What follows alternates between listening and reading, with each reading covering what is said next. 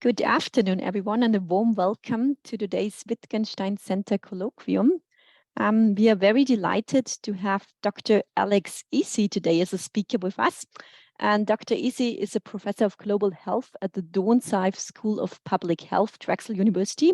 And he has worked for many, many years very extensively on various demographic and population health issues with a strong focus in African countries. And for many years, he also served as the founding executive director of the African Population and Health Research Center.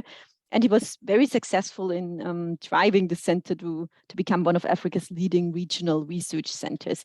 So I'm really excited that Alex is joining us today to talk about the place of demography in global development discourse in the 21st century. So Alex, the floor is yours. I'm looking forward to your presentation. Thank you, Claudia, and thank you to the whole team and leadership at the Wittgenstein Center for having me present to you today. My presentation today is actually part of a speech I gave at the Max Planck Institute. I call it the Swiss Milch lecture series in September this year, which is looking at some of the roles that demography and demographic data could play in global development discourses. Since stepping down from the African Population and Health Research Center about 5 years ago, I've actually devoted my time to two main issues. One of them is looking at how to build strong knowledge institutions in Africa. And the second is looking at some of the concepts and methods and conclusions that we've drawn in the field of demography. And my hope is that this is something that could, in some ways, help push the field of demography forward. If you think about demography, the way I look at it is that it is one of the oldest sciences that's really concerned with human well-being generally. Think about the Malthus Treatise on Population. The title is An Essay on the Principle of Population as it affects the future improvements of society. The concern is about societal well-being. However, the field of demography has also generated a lot of controversies, especially given its sordid past with the eugenics movement.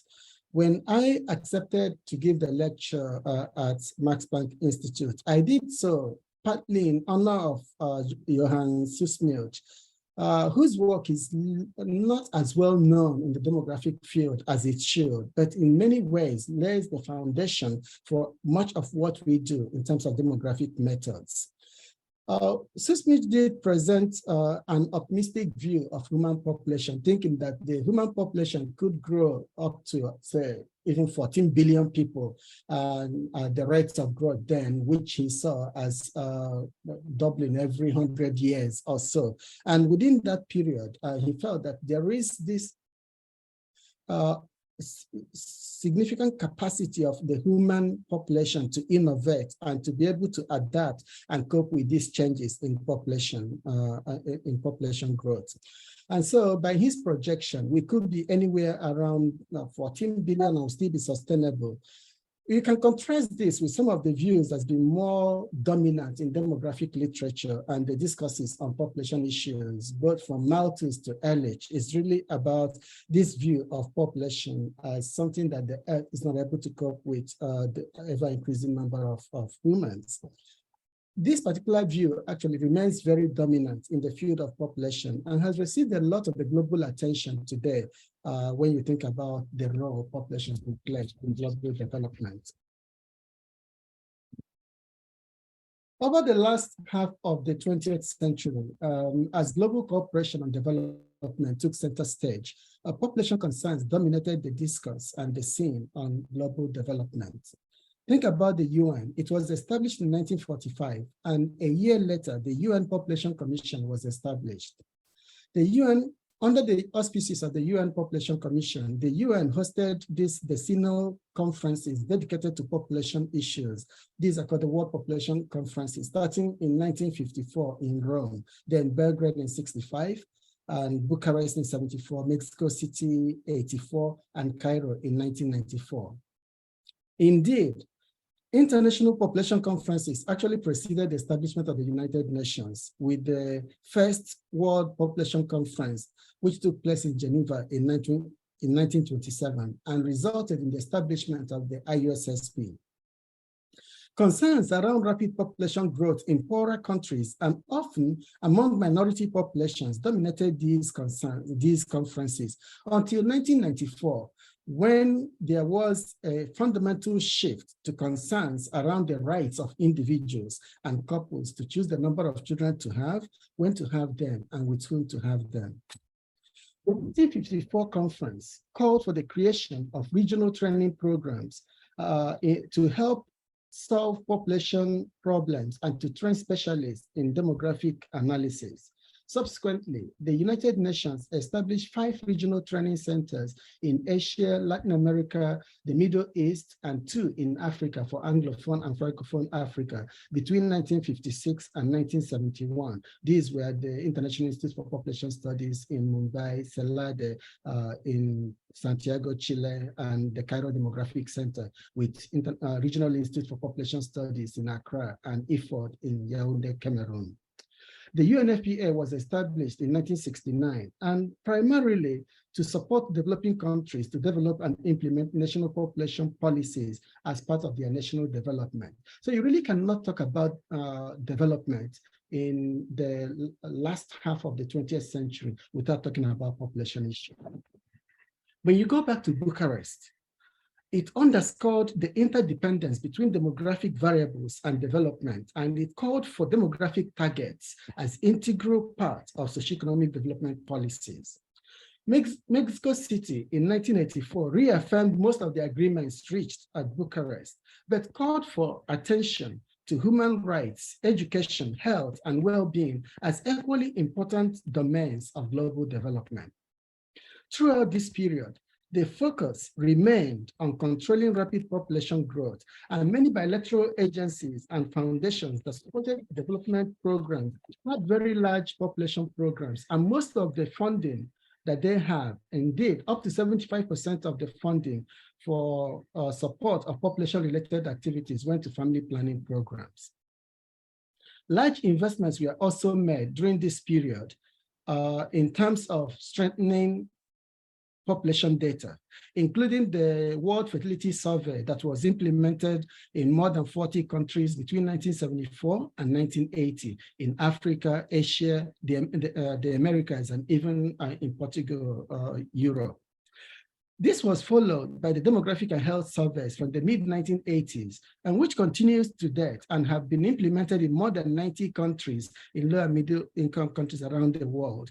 This has been defined, and this period has been defined by some as the golden age of demography. Sorry, Alex, we are still seeing the title slide. I'm not sure if this is intended. Yeah, that's intended. Okay, perfect. I just wanted to make sure. Yeah. Sorry for the interruption. Okay, by the time of the 1994 conference in Cairo, a confluence of factors was at work to depose population concerns from its preeminent status as a key factor in global development. The first point was the fact that, and perhaps this was the most fundamental point, is the fact that the International Conference on Population and Development in Cairo, their program of action, while recognizing the strong connections between population and development, called for a focus on meeting the needs of individuals within the framework of universally recognized human rights standards, rather than seeking to achieve specific demographic targets. Fast forward post-Cairo, 1994, fertility and family planning almost became synonymous with population control, which quickly became a tabooed word in global development field. At the same time, concerns about the impact of HIV/AIDS, especially in sub-Saharan Africa, which was and still is the region with the highest rates of population growth, and also the most affected by the scourge of HIV/AIDS, resulted in significant shifts in development assistance away from population issues. The significant increase in high-quality nationally representative household data from countries and regions where vital registration systems were quite limited and census data irregular, created a boom for demographers who applied their analytical tools to such data and created new measures and indicators to understand the various aspects of population, its structure, and drivers of change over time.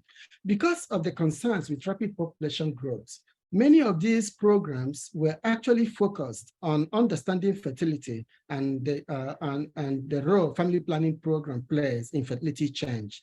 The new global data systems were presumed to be of high quality, and therefore limited efforts have been made to examine some of their more explicit assumptions. The edge that demographers had in handling defective data and ensuring accurate measurement of population parameters became confined to running complex models and advanced statistical models, or in some instances, to just qualitative assessments of sexual and reproductive health and rights.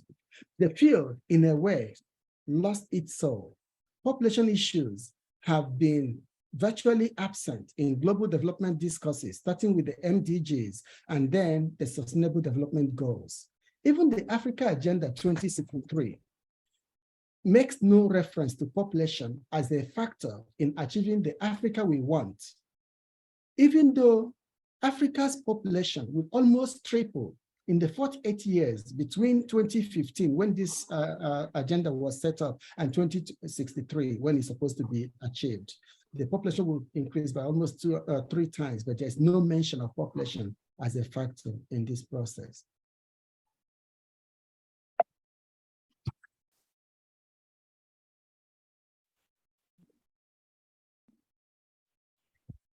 So, while this may be seen by some as an oversimplification of a complex set of factors that have affected the field of demography since the mid-1990s, I would like to use 2 examples to highlight how the practice of demography over the past 3 to 4 decades may have contributed to the decline in the relevance of demography to global development discourses.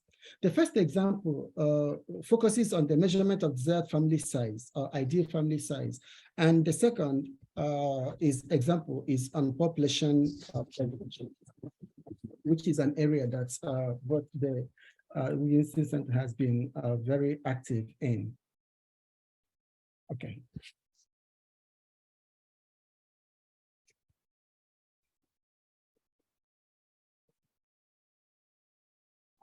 So one distinguishing feature of demography as a scientific discipline is its appreciation of the time dimension of every measurement or rate. Without time, indicators become meaningless in themselves. For instance, we can talk about the total fertility rate of Austria or of South Korea. It is not meaningful to talk about it unless we can specify the period to which those rates apply. This slide shows the TFR of South Korea from 1960 to 2019. And it ranges anywhere from more than 6 children per woman to less than 1 child per woman.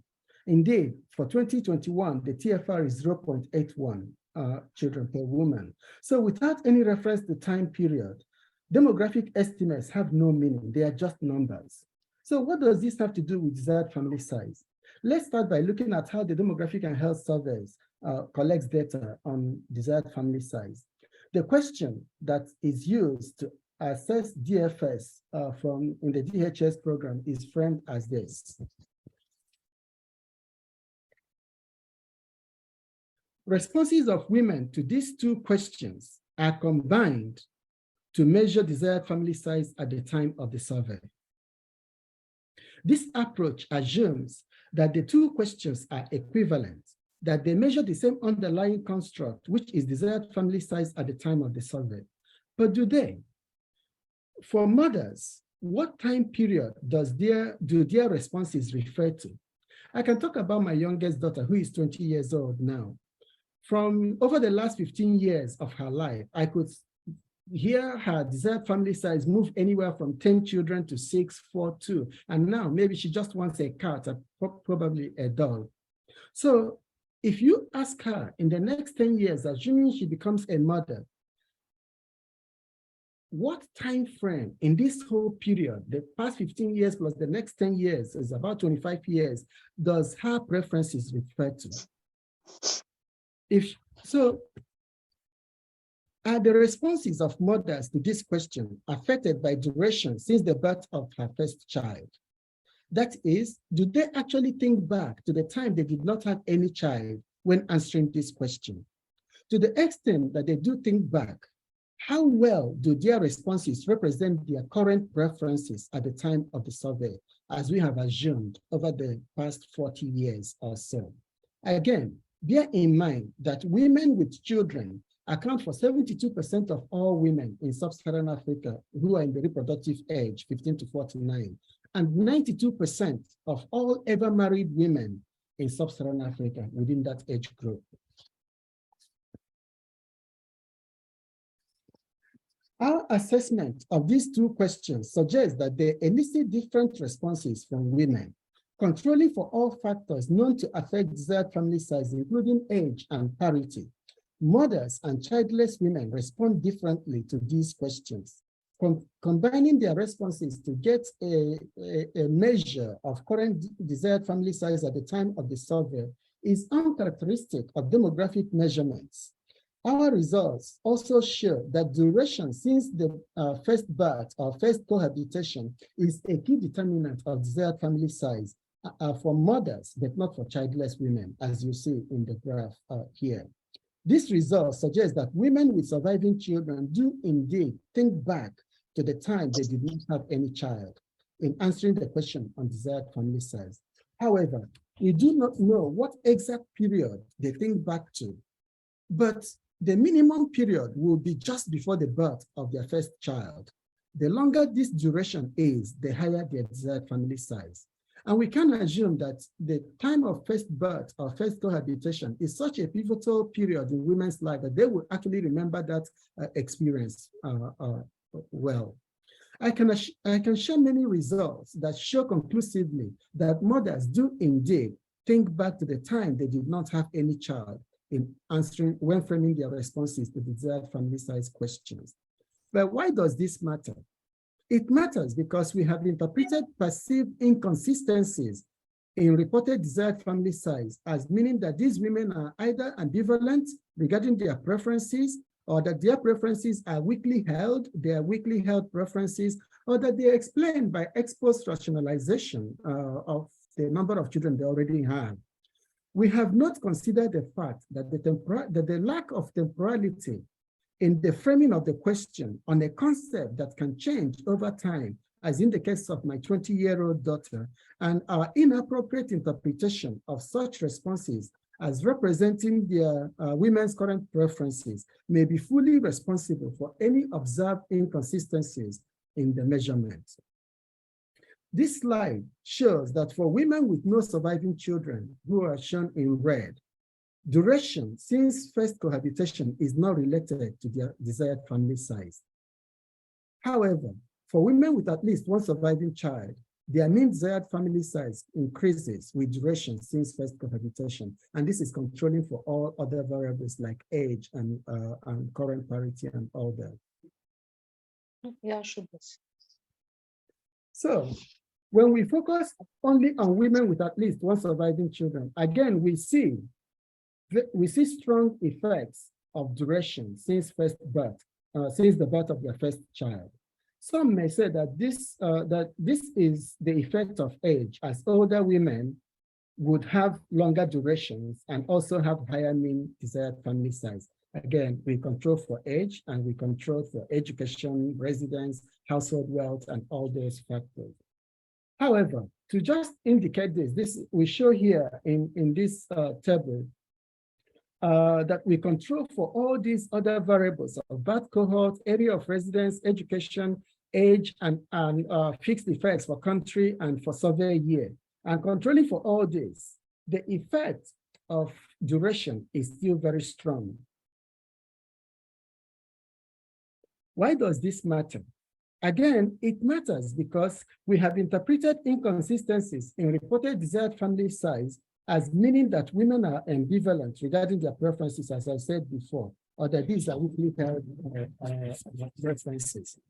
Now, it also matters because inaccurate treatment of mothers' responses to these questions as representing their preferences at the time of the survey has led to wrong conclusions about desired family size. One such wrong conclusion is the assertion that desired family size does not change much over time and has not changed in sub-Saharan Africa since the 2000s, as evident in this slide, where you look at desired family size as representing women's preferences at the time of the survey, and you see almost a flat line over the years. However, if you actually use the same exact data and you look at desired family size as representing women's preferences at the time of their first marriage or first birth, you see this consistent decline over time in desired family size from more than 6 children per woman to about 4 children per woman.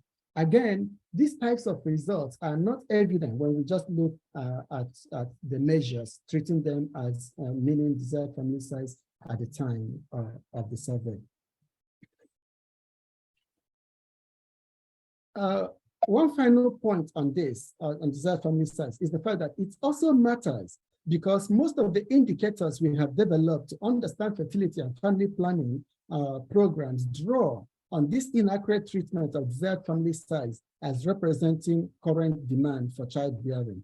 Examples will include wanted fertility rates or unwanted fertility rates, total fertility rates, and other measurements that rely on these indicators. I highlight these points to suggest that our quest for more complex statistical controls appear to have displaced a basic focus on understanding data and what they represent, which is at the core of demographic research. The second example I would like to give relates to population projections. Following the seminal publication of the Future of the World Population in 1958, the UN Population Division started this long tradition of projecting global, regional, and national populations in 1963, and they've had more than 27 revisions of their projections since then. The latest, the 2022, which was done this year, was released in July this year. Over the past 60 years, the UN Population Division has continued to improve its methods and to incorporate newly available data to improve their projections. Besides the UN Population Division, Ezeh, which is a part of the Wilkinson Center, and the Institute for Health Metrics and Evaluation at the University of Washington in Seattle have also produced projections of global, regional, and national populations. Overall, these projections adopt similar strategies of modeling fertility and mortality over time, and for regional and national levels, the effect of net migration. This approach is core to demographic projections, which sees population change as a function of births, deaths, and net migration. The Ezeh and IHME projections offer lower size of global population by 2100 and an earlier death of global population peaking before it starts to decline. Their models include other covariates like changes in education and contraceptive use, which are known to affect fertility trajectories. One thing that is missing in all these projections is the lack of attention to the independent and direct effect of mean age at first birth on population change, especially when we consider long-range projections of 50 to 100 years. Of course, starting childbearing early leads to increased fertility because women will have longer periods of exposure to the risk of pregnancy. But the effect of early childbearing in this instance is indirect and occurs through its effect on fertility levels. Age at first birth has a more direct effect on population change through intergenerational gaps. Let us consider two countries that are exactly the same on every count. They have the same size, the same age structure, sex distribution, and the same mortality and fertility levels and trajectories over time. The only thing that is different between these two sets of countries is that in one of them, women start childbearing early, let's say at age 18. And in the other, they start childbearing late, let's say at age 30. The first set of countries could be countries like Niger, Chad, Bangladesh, or Mozambique, where mean age at first birth is 18 years or below. Note that total fertility rate in these countries vary significantly from about 6.8 children in Niger to about 2 children in Bangladesh. If you think of the second set of countries with high age at first birth, these could be countries like South Korea, Switzerland, Spain, Italy, Japan, or Ireland, where the mean age at first birth is more than 30 years. Again, total fertility rate varies widely in these countries from about 0.81 children per woman in South Korea to 1.8 children per woman in Ireland.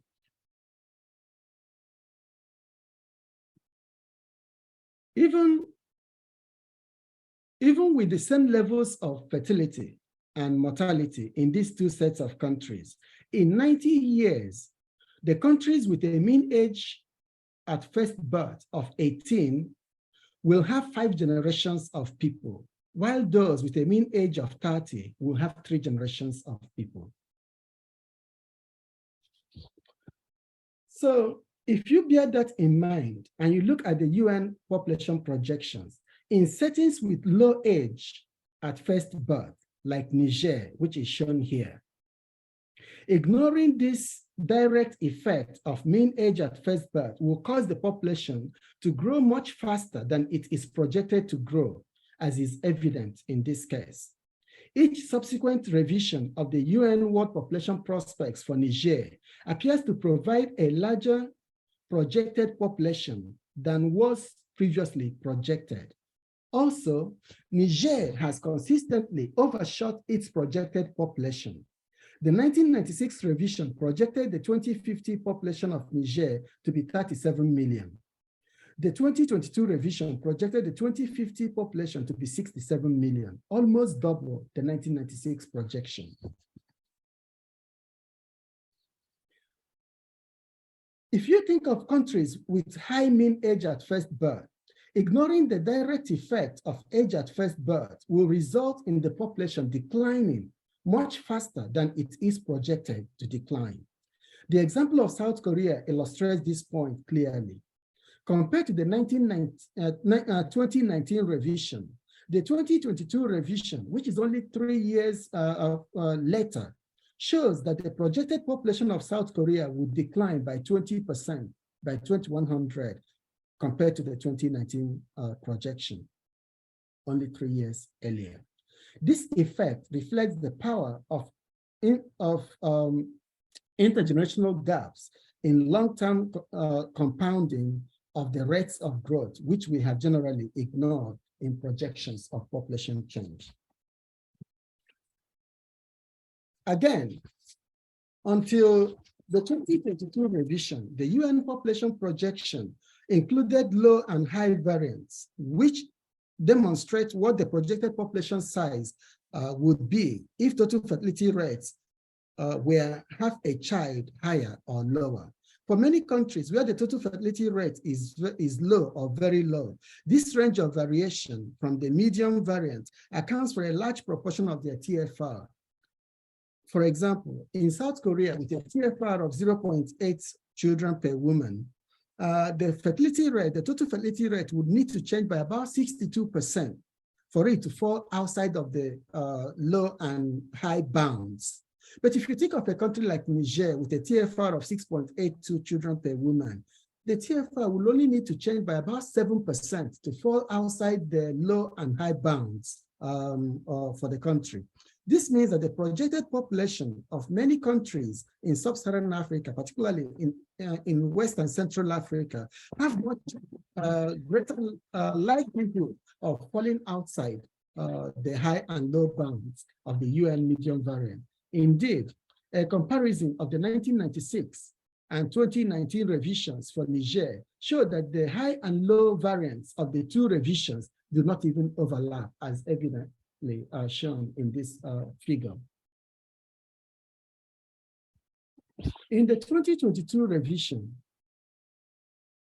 the UN Population Division provided the 80% and the 95% confidence intervals around their median variant estimates.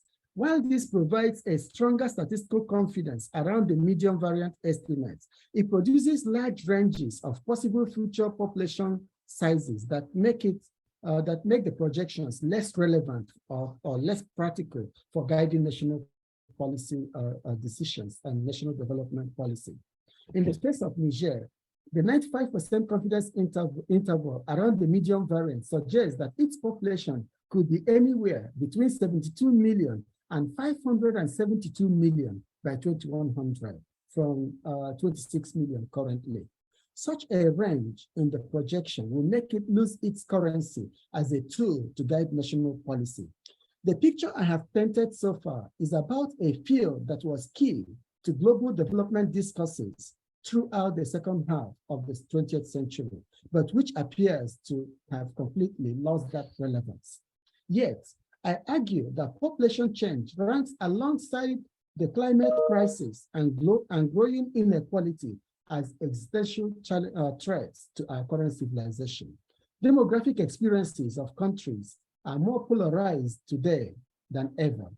And if you look at the 2022 revision by the UN Population Division, there were at least 40 countries that have already experienced, that were experiencing in 2022 a declining population. By 2050, the number of such countries and territories with declining population will be more than 90. And by 2100, most countries will be experiencing population decline, and only Niger will have a growth rate of up to 1%. Yet, most of our current focus and that global attention on population issues continues to focus on rapid population growth. I advance 4 reasons why rates of population change is an existential threat. First, many countries currently experiencing population decline are high-income countries, and they have been able to cope with the social and economic impacts of such decline because they have been able to benefit from in-migration of much younger people from poorer countries.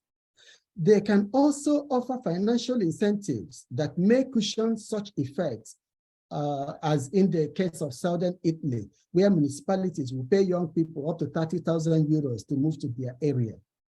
As more and more poorer countries face the same demographic future, their capacity to adapt will be much more constrained, and they will not be able to rely on immigration. Second, contrary to the experiences of rich countries where population decline and associated aging have been a prolonged process, allowing them time to adjust and to develop systems to cope with such change, the decline in poorer countries will be much more rapid, with significant distortions to their population structure. While Western Europe will be declining by about 0.1% per annum by the turn of the century, many small island nations and countries like Jamaica, for instance, will be declining by about 3% per year. The experience of population decline at lower levels of socioeconomic development could redefine international migration, causing shifts from closing borders to prevent immigration from entering destination centers in high-income countries to closing borders to prevent immigration from poorer countries. Third, the stage appears set for a repeat of history. The West experienced their fertility decline over a long period. They used immigration as a tool to manage rapid population growth in the past. They're also experiencing gradual decline in its population, using immigration to cushion the effects of population decline.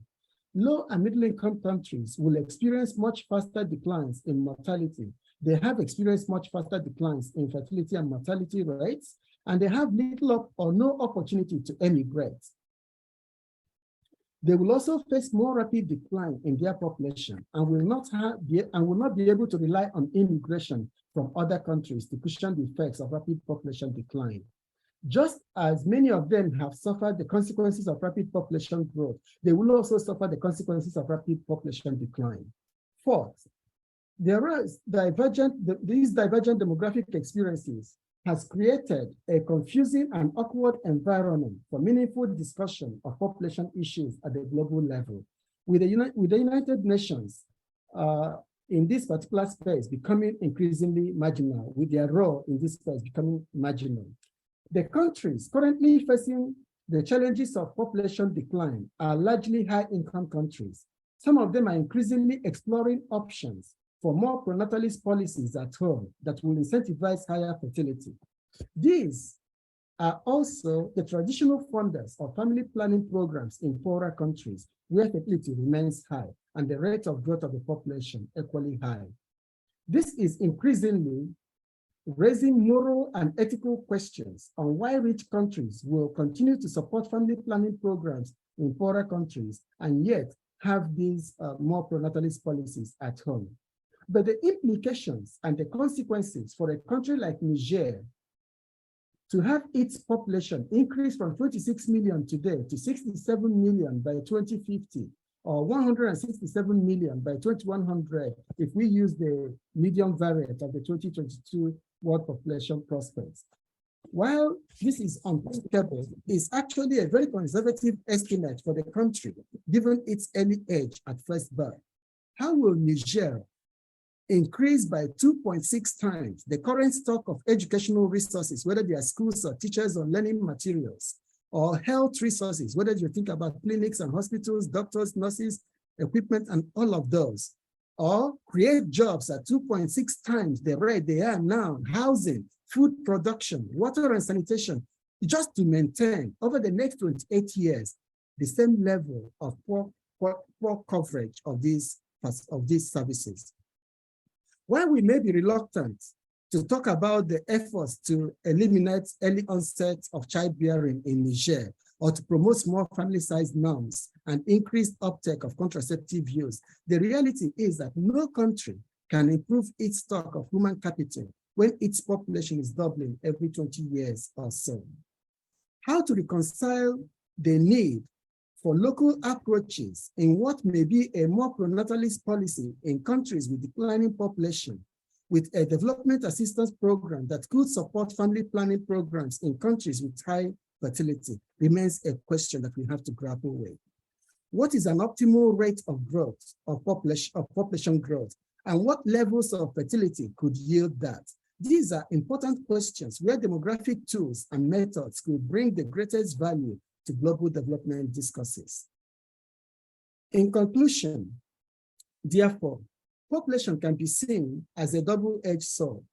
A declining population and a rapidly growing population both pose major challenges to the development and sustained improvements of human well-being. We cannot afford to ignore either of them.